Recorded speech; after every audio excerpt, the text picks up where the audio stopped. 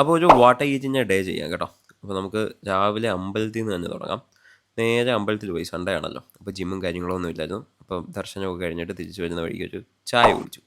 ചായയൊക്കെ കുടിച്ച് കഴിഞ്ഞിട്ട് നേരെ വീട്ടിൽ വന്നപ്പോഴത്തേക്കിനും മുട്ടയും കാര്യങ്ങളൊക്കെ അമ്മ പുഴുങ്ങാനിട്ടിട്ടുണ്ടായിരുന്നു.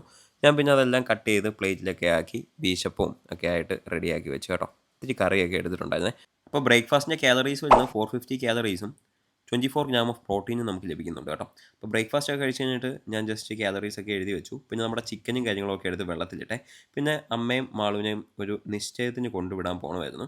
അപ്പോൾ പോകുന്ന വഴിക്ക് ഡ്രസ്സും കാര്യങ്ങളൊക്കെ കണ്ടിട്ട് അവരിങ്ങനെ വണ്ടിക്കകത്ത് നിന്ന് കഥ പറച്ചിലാണ് കേട്ടോ. അവരെ അവിടെ ഇറക്കിയിട്ട് ഞാൻ പോയി ഷേവും കാര്യങ്ങളൊക്കെ ചെയ്തപ്പോഴത്തേക്കും ഇതാ കണ്ടോ, സൈഡൊക്കെ കുറേ മുറിഞ്ഞിട്ടുണ്ട്, ചെറിയ ചെറിയ കുരുക്കളുണ്ട്. പിന്നെ അതൊക്കെ കഴിഞ്ഞപ്പോൾ അവർ വന്ന് അവരെയും പിക്ക് ചെയ്തിട്ട് വരുന്ന വഴിക്ക് ഗ്രീൻ പീസ് ഒക്കെ വാങ്ങിച്ചിട്ട് ഞങ്ങൾ ട്രെൻഡ്സിൽ കയറി കുറച്ച് തുണിയും കാര്യങ്ങളൊക്കെ എടുത്തു കേട്ടോ. ഇപ്പോഴാണെങ്കിൽ ട്രെൻഡ്സിൽ ഓഫർ നടക്കുന്നുണ്ട്.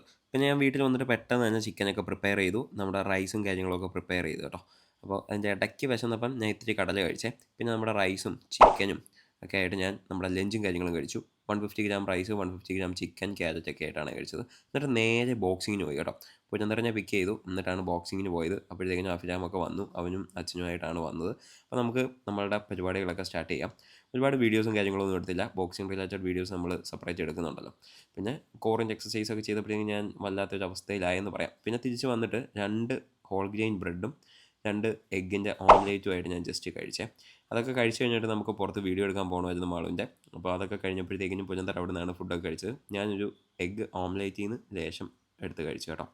അപ്പോൾ നമുക്ക് എഗ്ഗ് കണ്ടു കഴിഞ്ഞാൽ വിടാൻ പറ്റത്തില്ലല്ലോ. പിന്നെ വീട്ടിൽ വന്നിട്ട് എഗെയിൻ റൈസും എഗ്ഗും ചിക്കനും ഒക്കെ ആയിട്ട് ഞാനൊരു ഫ്രൈഡ് റൈസ് പോലെ ഉണ്ടാക്കിയിട്ട് അതായിരുന്നു കഴിച്ചത്.